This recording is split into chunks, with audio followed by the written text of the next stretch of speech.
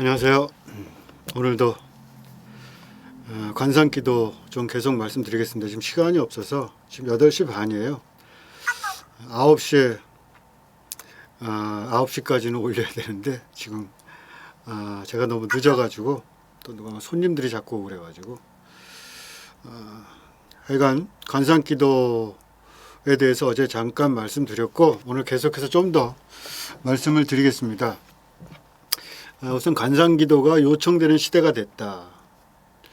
그런 말씀을 드렸고 그리고 관상이라는 말의 어원과 관련해서 좀 살펴봤습니다. 라틴어 컨템플라치오라는 말에서 왔고 이것은 헬라어 테오리아 본다라는 의미인데 이 본다라는 것에 대해서 좀 생각을 해봤습니다. 테오리아 본다는 것은 깊이에서 꿰뚫어 본다, see through 이런 말씀도 제가 드렸고 어떤 원리를 깨닫는 겁니다. 그래서 뭐 영어에도 뭐 원리 하는 건 theory라는 말이죠. theory라는 말이 이 테오리아 여기서 온 말이라고 합니다. 그래서 무슨 뭐 양자론이니 뭐 퀀텀 티어리니 뭐 이런 말 하잖아요. 그런 식으로 그 논리, 이론 이런 것을 말하는 데 쓰니까 이건 정말 어떤 논리성을 갖추고 있는 테오리라는 것은 그런 거예요. 그러니까 관상이라는 것이 그냥 허공했던 그런 소리는 아니다. 이것을 우선 좀 말씀을 드리고 싶고 어제 영성에서 이렇게 우리가 볼 때 본다는 것은 공간적으로 거리를 갖는 것이다. 혹은 뭐 시간적으로 일단 정지를 시키는 것이다. 이런 말씀을 드렸죠. 그런 식으로 생각하는 것이 테오리아 본다는 의미를 파악하기가 쉽습니다. 삶의 현장에서 좀 빠져나와서 바라볼 때 진실, 다시 말해서 초점이 딱 맞아서 제대로 그 실체를 볼 수 있는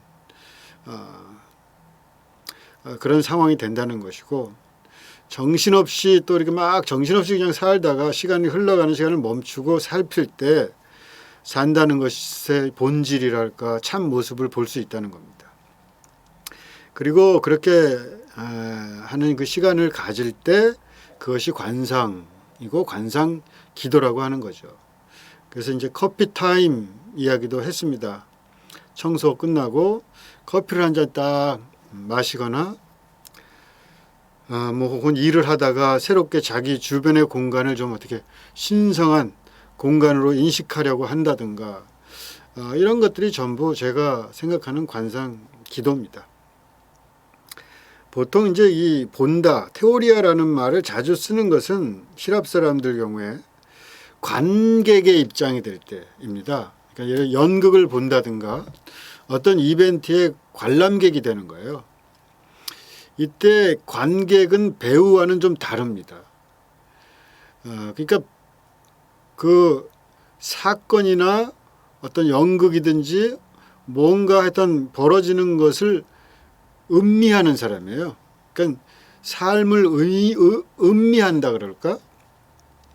만약에 이제 뭐 연극이 벌어진다 그러면은 배우는 정신 없잖아요. 연극을 하느라고. 근데 관객은 보면서 이렇게 음미하고 해석하는 거죠. 만약 뭐 콜로세움 같은 데서 검투사가 경기를 한다. 그러면은 경기장 안에 있는 검투사는 정신이 없어요. 그럼 글라디에이터 보셨죠? 죽느냐 사느냐. 거기에 모든 에너지가 뺏깁니다. 그렇지만 관중은 그것을 거리를 두고 봐요. 죽을까 살까, 이길까 질까, 어떤 방향으로 움직일까, 뭐 하여튼 이렇게 관객은 현장 안에 있지를 않습니다. 현장과 거리를 둔 사람입니다. 이것을 테오리아, 본다라고 하는 거예요. 그래서 뭐 투구 경기를 한다. 그러면 투구사가 있잖아요. 투구사는 소와 싸우느라고 정신이 없어요. 그러나 관객은 그 현장 자체에서는 빠져나온 사람이에요. 관객은 볼 여유를 가진 사람입니다. 차분히 볼 수 있는 거리를 가진 사람.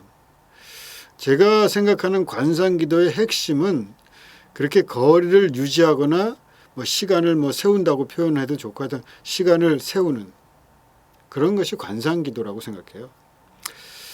그게 본다는 의미이기도 하고 관상의 의미이기도 합니다. 살아가고 있는 그 시공에서 빠져나오는 거죠.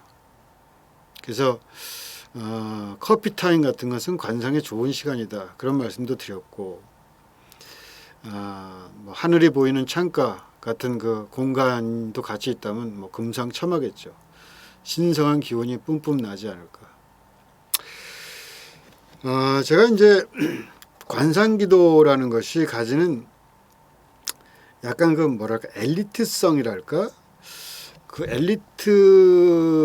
엘리트적인 그런 그 어떤 생각을 가지는지 안 가지는 건지는 잘 모르겠지만 하여튼 보기에는 그런 경향이 있는 것 같아요. 그래서 그 엘리트성에 대해서 살짝 저는 반감을 가지고 있습니다. 뭔가 고고하고 뭐 지순한 기도라는 생각, 혹은 뭐 절대적인 뭐 합의를 그런 목표를 향하는 태도 같은 것이 이제 대표적이죠. 저도 나이가 있고 이렇게 뭐 순진한 사람은 아닙니다.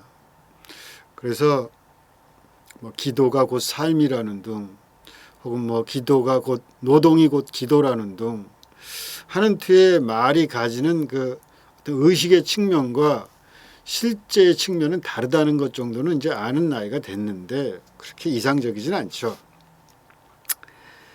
하여간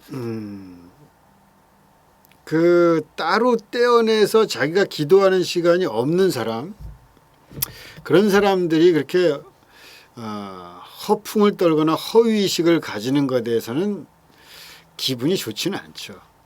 그런 정도는 인식하고 저도 있는데, 그러나 관상기도가 어떤 고고한 기도의 느낌은 주지 않았으면 좋겠다. 그런 마음을 일단 저는 갖고 있습니다. 뭐 관상기도가 실제로 고고한 기도라거나 뭐 그렇게 생각하면서 글을 쓰거나 말하는 사람을 제가 뭐 이렇게 보지는 못했지만 겸손한 태도를 지키려고 노력들을 다 하죠. 또 관상기도 자체가 그런 성향도 많이 가지고 있고, 근데 밖에서 보는 사람들은 좀 거부감 느끼게 하는 경우들이 있는 것 같아요.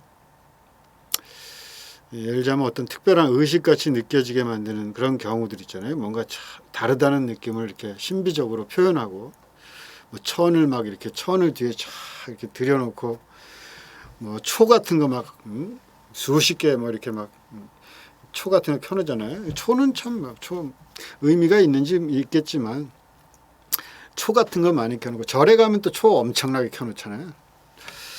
하여튼 그런 거, 또 뭐 종 같은 거 치는 거, 종을 친다든가 하는 것들이 뭔가 나는 좀 이렇게 어떻게 아름답고 고고하게 기도한다, 그렇게 말하는 느낌을 받곤 합니다. 이런 경향은 어떤 그 시공으로 기도를 한정할 수 있어요. 저는 이걸 조심해야 된다고 생각합니다. 뭐 정리가 잘 안 되는데 하여간 고고한 척하는 것 같이 느껴지게 해서는 안 된다. 그걸 항상 염두에 둬야 된다는 겁니다. 저는 기본적으로 항상 기도하라 그러잖아요. 뭐 항상 기도, 쉬지 말고 기도하라. 그 의미의 그 삶의 기도하랄까? 그거는 만약 그걸 이루려고 하면은 그거는 고고한 기도와는 거리가 멀다고 생각합니다. 고고하게 기도하는 것은 글쎄요, 쉬지 말고 기도하기 그렇게 해서는 어렵죠. 고고한 척하는 모든 것을 저는 배격합니다. 폼 잡는 순간, 그게 뭐든지 아무리 뭐가 되든지 간에 폼을 잡는다, 저는 그 순간 그것을 무시할 생각입니다. 그냥 말하고 싶어요. 폼 잡지 마라. 그게 뭐든 아무리 고고하든 아무리 명성을 가지고 있든 저는 그거는 인정이 안 돼요. 폼 잡지 마라. 다 알고 있다. 그런 마음에 커피타임 그 이상으로 생각하는 순간 그 사람의 기도는 엘리트주의로 빠질 우려가 있다.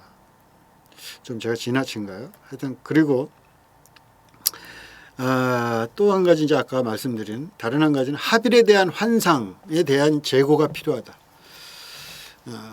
오늘은 여기에 대해서 좀 말씀을 드려야 될 것 같습니다. 지난번 하빌 기도라는 이름을 제가 이제 만들어 가지고 이렇게 먼저 이렇게 좀 했던 이유도 사실 여기에 있습니다.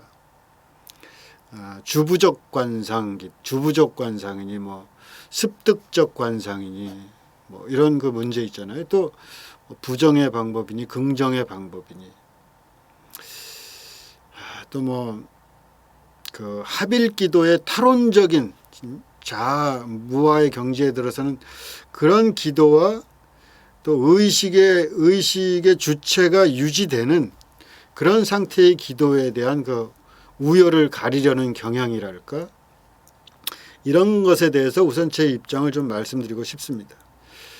몇 가지 이제 낯선 말들을 제가 했는데 지금 세 가지로 나뉘어졌는데 오늘 이제 뭐 나중에 또 할 기회가 있으면 하고, 사실 다 비슷한 세 가지가 다 비슷한 맥락이기 때문에 조금 설명을 대충이라도 해보면서 이야기를 간단히 하겠습니다. 우선 주부적 관상과 습득적 관상, 주부관상, 습득관상, 그런 이야기가 나와요. 주부적 관상, 습득적, 이게 뭔 말인가? 주부적 관상 기도라, 뭐 가정주부가 하는 관상인가? 맞아. 여기다 뭐 추리적 관상이라는 것을 더해서 셋으로 나누기도 하는데 뭐 개인적으로 그건 그 의미가 없다고 생각합니다. 그냥 둘로만 나눠도 되지 않을까? 오히려 그게 훨씬 낫다. 쓸데없이 또 하나 끼워넣을 필요는 없다. 그렇게 생각하고, 이 주부적 관상, 습득적 관상에서 주부적 관상이라는 것을 뭔가 하면은 이게 주유소를 생각하면 돼요. 주유소에서 주유하잖아요. 그때 그 물을 붓는다, 들이붓는 거, 그러니까 주유한다, 부어 넣는다, 혹은 뭐 불어 넣는다, 그런 의미인데, 주부라는 말을 우리가 잘 안 쓰죠. 역시 이해가 안 가는 말입니다. 그러니까 이런 그 번역 자체가 잘못된 거죠, 사실은. 주부적 관상, 아무도 알아듣지 못할 말을 왜 씁니까? 일본에서 번역을 해서 그런가? 뭐 그걸 그냥 그대로 받아서 그런지 모르겠지만, 영어로는 infuse라 그럽니다. infuse도 마찬가지예요. 불어는 이게 뭐 이렇게 주유소에서 주유하는 거, 이런 걸 infused, 기름 부어 넣는다는 거, 혹은 뭐 이렇게 가슴에 뭐 이렇게 막 코치들이 선수들한테 이렇게 막 생기를 막 불어 넣어주고 이러는 거 있잖아요. 그런 걸 이제 infused라 그러는데, infused contemplation, 그 이거를 주부적 관상이다, 이렇게 번역을 하는데, 일종의 말하자면 주입식 기도 같은 거예요. 그냥 일방적으로 선생님이 집어넣는 거죠. 학생은 그냥 앉아 있으면 돼요. 주부적 관상 기도에서 사람은 할 일이 없어요. 그냥 하나님이 다 합니다. 하빌 기도의 경지에 이르면 사람은 완전히 자기 주도성을 상실합니다. 눈동자는 완전히 풀려 있고 입은 벌어져 있습니다. 자기 제어가 안 돼요. 나는 그냥 황홀하고, 기도는 뭐 성령이 다 해주신다, 뭐 그런 태도.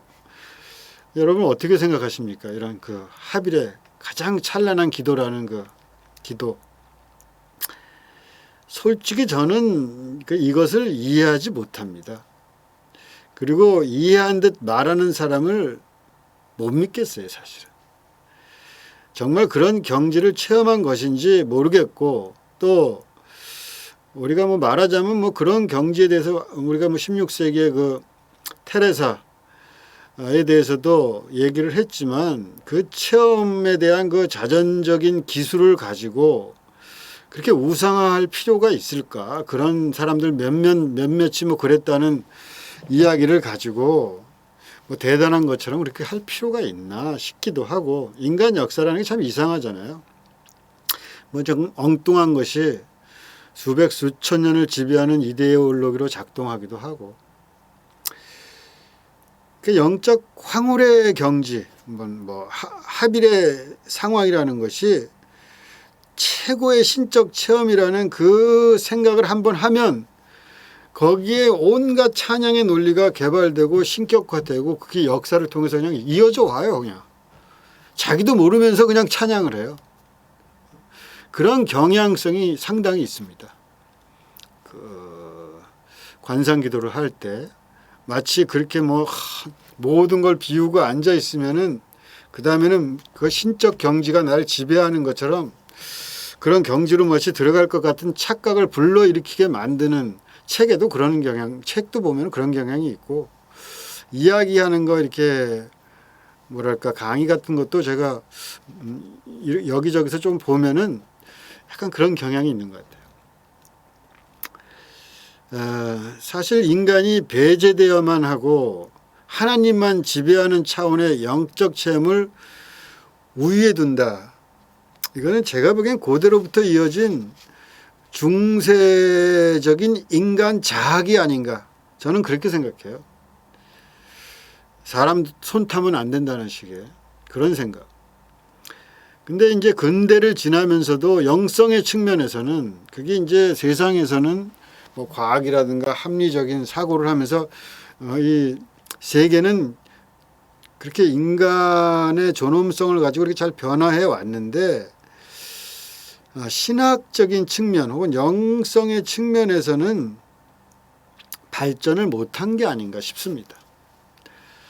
그러니까 근대 인간들은 그런 영적인 것에 사실 그리 관심도 두지 않았고 그러니까 그 자꾸 교회 내적으로만 이제 신앙이라는 것이 교회 내에서만 이야기되고 그냥 영적 전통에 서 있는 사람들이 내부적으로 이런저런 체험이나 뭐 논의나 전수받은 것들 이런 걸 가지고만 해왔기 때문에 제가 보기에는 그 신학적 발전이라는 것이 좀 속도 측면에서 발전의 측면에서 늦었죠 많이. 그러니까 실천의 측면에서나 이론 측면에서 전통의 답습 수준에 머물러 있는 경우가 굉장히 많아요. 신학 혹은 교회 이런 전반에 걸쳐서.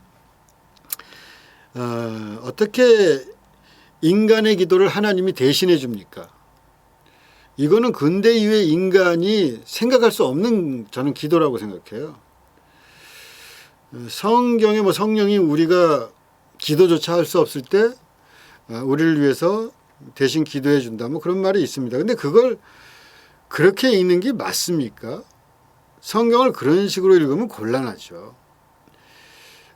인간이 뭐 말이나 행동으로 정확하게 뭐 정말 말할 기운도 없이 그렇게 표현하지 못하지만 그래도 하나님이 그 마음을 다 아신다. 뭐 그 정도로 해석을 해야 하지 않을까요? 불결한 인간은 빠져라. 뭐 그래야 기도가 뭐 급이 되니까. 그런 식으로 생각하는 건 중세적 인간이죠, 완전히. 이제 극히 이제 주부적 관상. 반면에 이제 습득적 관상이라는 것이 있어요. 영어로는 acquired라는 건 이제 이렇게 습득하려고 한다. 뭐 약간 후천적으로 이렇게 뭐 가지려고 하는 그게 acquired contemplation이라고 그러는데 그냥 주어지는 일종의 선천적이랄까 뭐 신적인 차원이 아니라 뭔가 얻으려고 하는 후천적인 그런 인간의 노력이 있는 거죠. 인간이 하는 행동이나 기도를 위한 도구 같은 것이 있고 인간적인 주체성이 기도 중에 남아 있습니다. 뭐 말이든 뭐든 소리나 이미지를 쓰기도 하고 하여튼 정신줄을 놓진 않아요. 제가 느끼기로는 약간 정신줄이 나가기 전까지가 이 습득적 관상이 아닌가 싶습니다. 저도 뭐 잘 모르겠는데 하도 뭐 막 또 막 나누더라고요. 여러분 정말 이거 정말 저는 거의 이거 솔직히 말하면 속임수 아닌가 싶을 정도로 무슨 뭐 그런 거 보면 참 좀 그래요. 뭐 아까 뭐 아빌라의 테레사라든가 뭐 또 요한 또 뭐 무지의 구름이니 뭐 이런 거 책 보죠. 저는 그거 글쎄요. 그렇게 가치 있는 책인지 잘 모르겠습니다. 그거는 글쎄 다음에 또 하여튼 그런 기회가 되면 제가 말씀을 좀 더 드려보고 하여튼 여러분 어떻게 생각하시는지 모르겠어요. 솔직히 말씀드리면 저는 주부적 관상은 인정하지 않습니다. 그런 현상이 있다고 해도 그걸 받고 싶은 마음이 없어요. 그런 것을 신성하다고 해야 좋을지 모르겠습니다. 인간적인 이해 불가, 기적적인 어떤 현상, 완전한 신적 세계, 그런 것을 향하는 기도를 관상기도라고 저는 보지 않습니다. 제가 해석한 관상은 그래요. 그래서 저는 주부적 관상, 완전히 수동적인 관상의 상태, 그런 이데아 같은 것은 없다고 생각합니다. 그리고 제가 관상기도를 할 때 그런 것은 저의 마음에 조금도 없습니다. 그럴 바에야 난 타로점을 보러 가는 게 낫겠다. 그런 생각이 들 정도예요. 엑스타시 굳이 말을 하자면 이렇게 말하면 어떨까 싶지만 이 타라, 자기를 벗어난다, 무아지경에 이른다.